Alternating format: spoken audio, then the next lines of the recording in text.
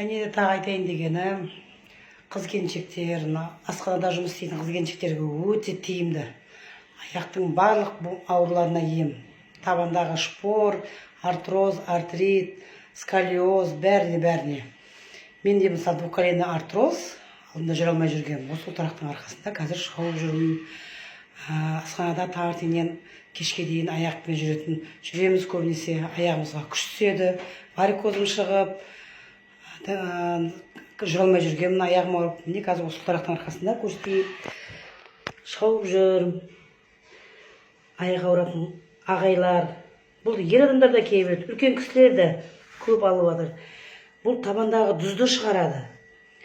Артроз, артрит, сколиоз, табандағы шпора, бәріне ем.